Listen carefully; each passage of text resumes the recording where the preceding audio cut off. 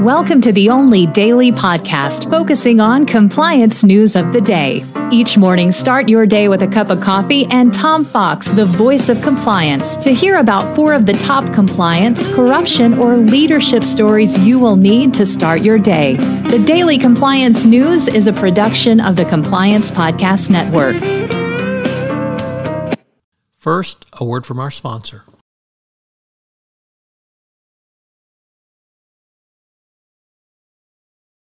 The Daily Compliance News for June 24, 2023, the Falsifying Research Edition. And we begin with that story, and indeed a very troubling story, from the New York Times, as Harvard researcher Gino Francesca has come under fire for falsifying research around behavioral ethics. She is a well-known researcher and speaker, writer in the behavioral ethics arena, and this is a very disappointing story. The research is directly related to many of the things that compliance officers use to try to nudge people in the right direction. So she is currently on suspension with pay from Harvard while they research this issue, but these findings are very, very troubling and indeed very disappointing. Next up, from Al Jazeera, a third EU lawmaker has been charged in the Qatargate corruption probe. Andrea Cozzolino has been extradited to Belgium in connection with a cash flow influence scandal.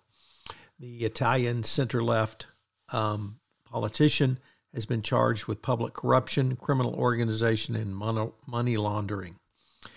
This is the biggest scandal to rock the EU in decades, and it's spread to several other lawmakers. Qatar has said the information is inaccurate and that it did not engage in any such behavior.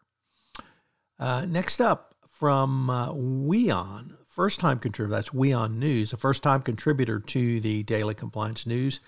The massive Indian IT company Tata Consulting Services has been thrown into turmoil as bribery scandal involving senior personnel has come to light.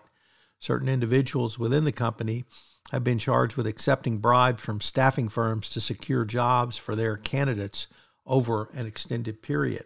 These allegations came to light from a whistleblower, and the investigation concluded that with Tata placing its head of recruitment on leave, terminating 4 officials, and imposing a ban on 3 staffing firms. And our final story is from Fox 8, a news story about Larry Householder, the convicted former Republican Speaker of the House in Ohio, where the feds have asked for a maximum sentence in his role in the corruption scandal that embroiled the state. They're looking for 16 to 20 years. So that would effectively put Householder in jail for the rest of his life. Happy weekend. The Daily Compliance News is a production of the Compliance Podcast Network and a proud member of C-Suite Radio. Thanks so much for listening. I hope you'll join me again tomorrow.